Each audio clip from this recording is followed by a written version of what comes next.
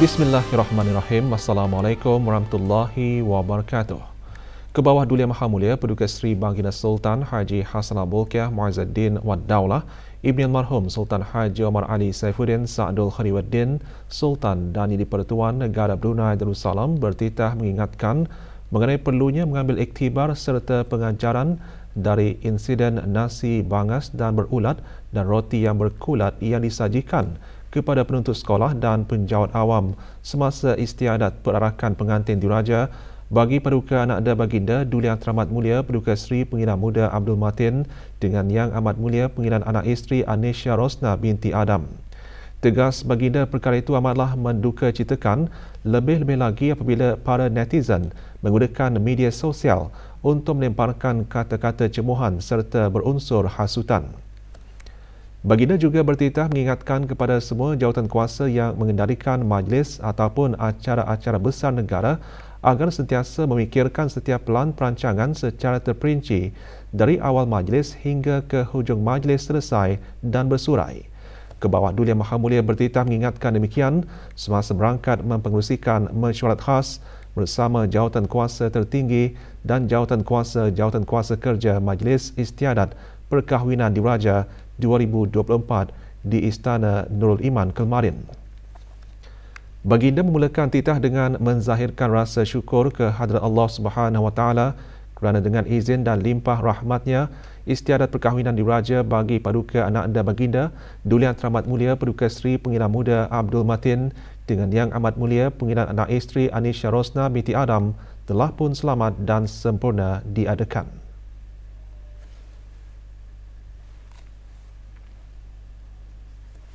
Beta mengambil maklum bahawa pihak jawatankuasa di peringkat tertinggi dan jawatankuasa kerja, para penuntut sekolah dan tenaga pengajar di setiap peringkat pendidikan serta para penjawat awam yang terlibat telah berusaha dalam memberikan komitmen yang tinggi untuk sama-sama memastikan istiadat tersebut, terutama istiadat perarakan pengantin diraja, dapat dilaksanakan dengan sempurna. Dalam pada itu, beta sekali lagi ingin merakamkan penghargaan dan ucapan terima kasih di atas segala usaha dan penat lelah yang telah disumbangkan,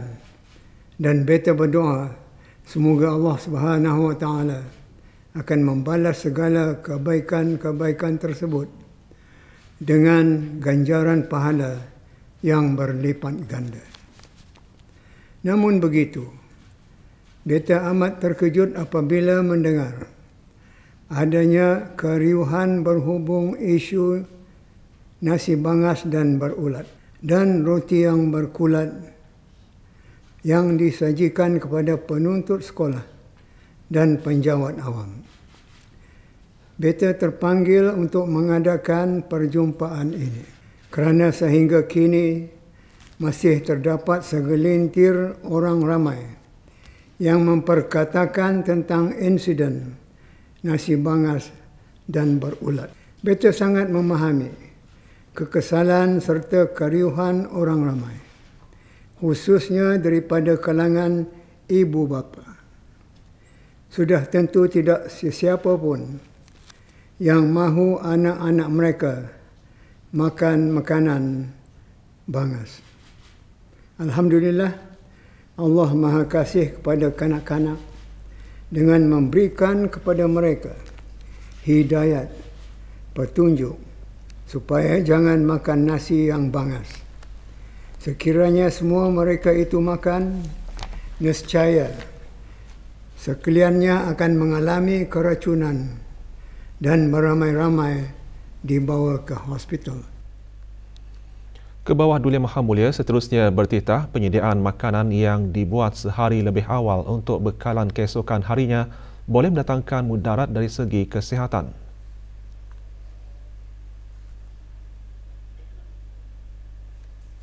Beta menilai tidak cukup dengan hanya jawapan tiada penuntut yang dilaporkan mengalami keracunan makanan. Tetapi seharusnya yang wajib ditekankan ialah sama ada semua yang terlibat telah mendapat bahagian makanan mereka dengan sempurna. Apa yang sangat mendukacitakan ialah perkara ini dialami oleh penuntut-penuntut sekolah yang tidak berdaya untuk mencari alternatif sendiri berbanding penjawat awam. Beta yakin siapapun dapat menjangkakan kenapa nasi tersebut bangas dan berulat, iaitu disebabkan kecuaian sewaktu penyediaannya.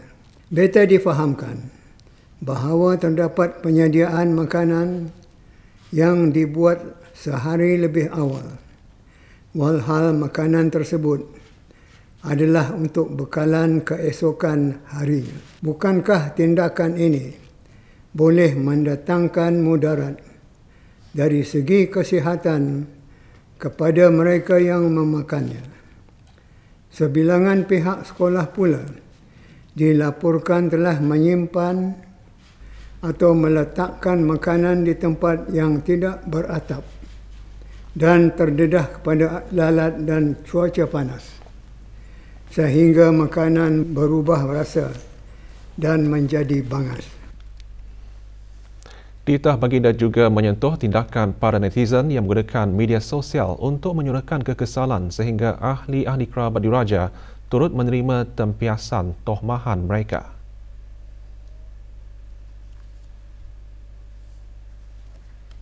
Kejadian ini turut ditularkan di media sosial dan kemudian sengaja diperbesar-besarkan oleh pihak-pihak yang tidak bertanggungjawab, seolah-olah kesemua bekalan makanan yang disediakan oleh syarikat-syarikat pembekal yang dipilih telah didapati dalam keadaan tercemar.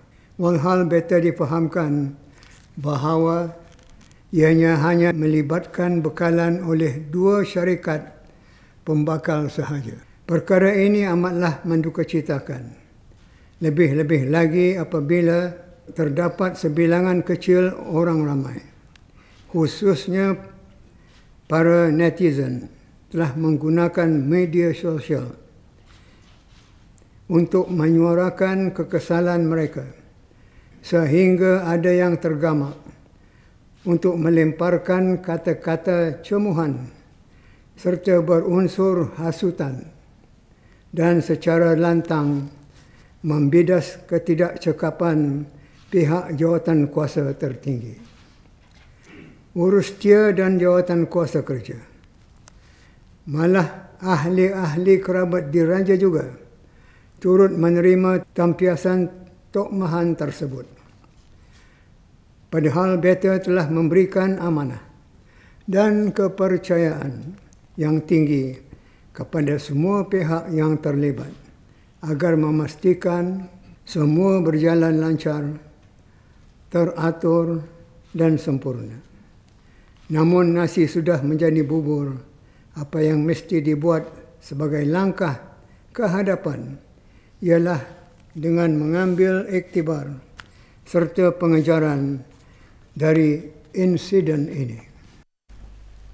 Baginda juga mengingatkan mengenai peri mustahaknya penelitian risiko dibuat terlebih dahulu mengenai kemampuan pihak penyedia makanan.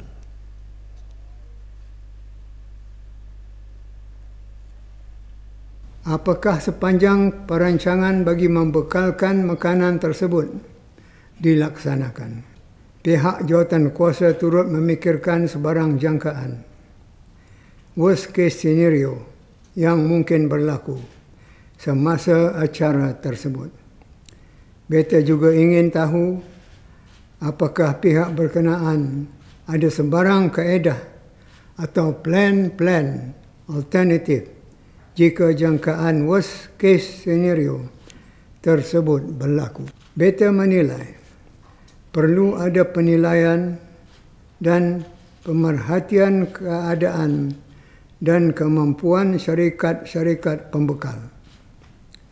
Sebelum menetapkan berapa jumlah yang dibenarkan untuk syarikat-syarikat berkenaan menyediakan makanan, beta dimaklumkan ada syarikat sampai 9,000 lebih dibenarkan untuk mengagihkan tapau.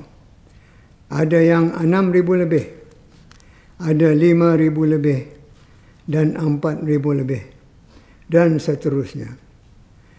Jumlah-jumlah ini memang besar, maka mesti ditimbang, diteliti terlebih dahulu sebelum meluluskan sebarang jumlah bagi satu-satu syarikat.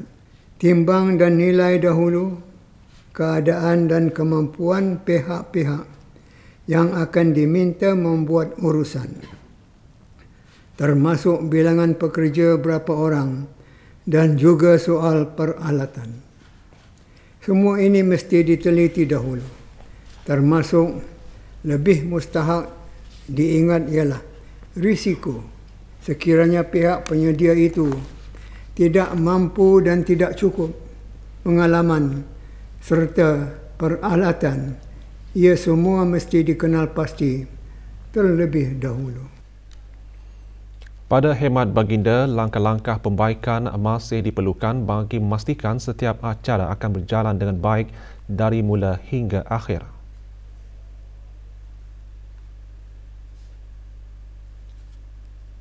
Acara yang diadakan diketahui adalah merupakan sebuah acara yang berskala besar yang melibatkan jumlah keramaian para penuntut sekolah dan para penjawat awam yang sangat ramai.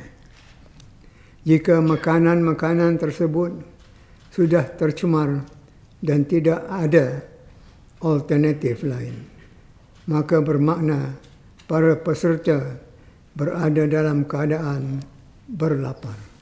Pada hemat beta, jika sekiranya acara-acara sedemikian memerlukan lebih banyak penyertaan syarikat-syarikat catering atau pembekal makanan di negara ini, maka perkara tersebut boleh sahaja ditawarkan asalkan pihak-pihak yang terlibat dapat menjamin mutu perkhidmatan yang diberikan adalah berkualiti dan yang terbaik.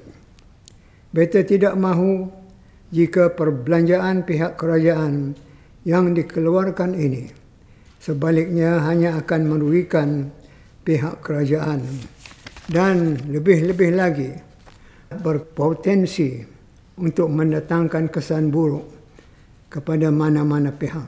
Beta tidak ingin memberati atau menuding jari kepada mana-mana pihak. Beta percaya bahawa setiap pihak berkenaan telah cuba melakukan yang terbaik. Namun beta percaya masih ada perkara-perkara yang memerlukan pembaikan dan dibuat kepastian bahawa setiap acara akan berjalan dengan baik dari mula hingga akhir. Apakah jawatan kuasa sudah ada postmortem dibuat berhubung perkara ini? Apakah sudah ada rancangan pembaikan bagi acara-acara lain di masa hadapan? Baginda mengakhiri titah dengan menyarankan agar kajian dan penelitian mendalam dibuat dalam apa jua tindakan atau susun atur rancangan.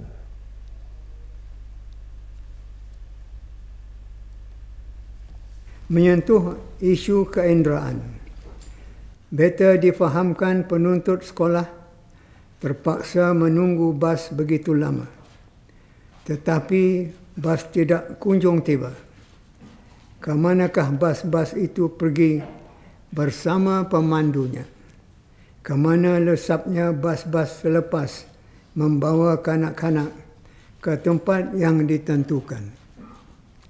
Mengapa bas-bas itu tidak diaturkan untuk menunggu di tempat tertentu bagi kanak-kanak mudah menulusnya setelah selesai perarakan.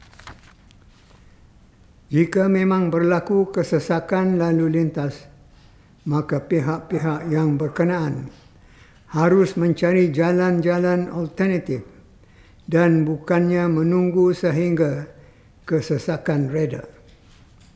Bukankah ada jalan yang lain yang boleh digunakan, lebih-lebih lagi mengambil kira perarakan telah pun selesai? Inilah yang kita maksudkan. Setiap perancangan perlu ada perancangan utama, perancangan alternatif, dan juga perlu mengambil kira worst case scenario.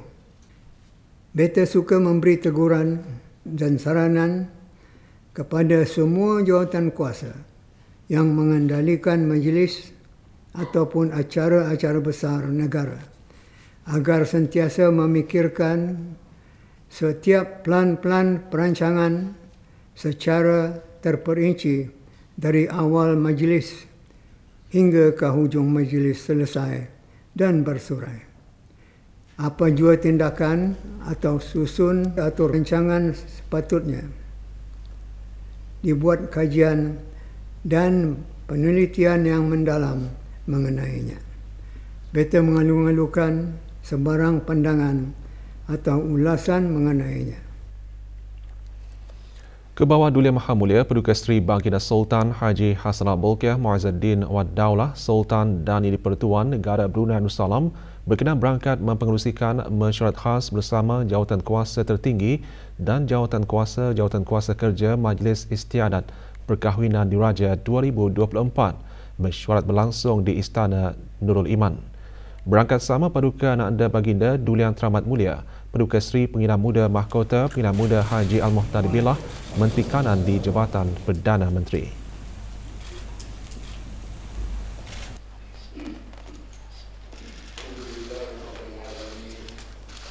Mesyuarat bermula dengan doa selamat dipimpin oleh Yang Berhormat Pehin Datuk Seri Maharaja Datuk Paduka Seri Setia Dr. Ustaz Haji Awang Abdul Aziz bin Junid, Mufti Kerajaan.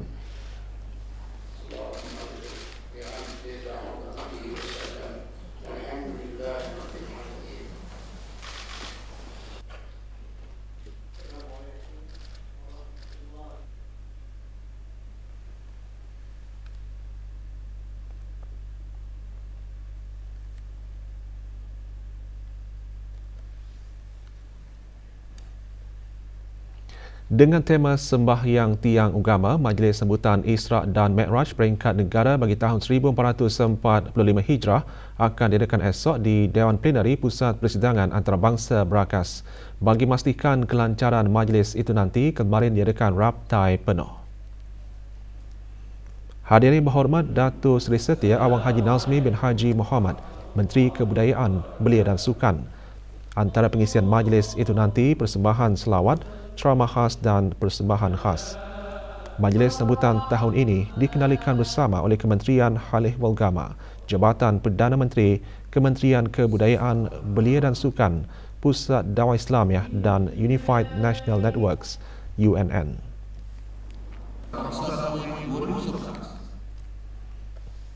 Musabakah menghafaz Al-Quran beserta pemahamannya peringkat separuh akhir kebangsaan tahun 1445 Hijrah akan diadakan selama 3 hari iaitu 13, 14 dan 15 Februari di Dewan Muzakarah Pusat Persidangan Antarabangsa Berakas.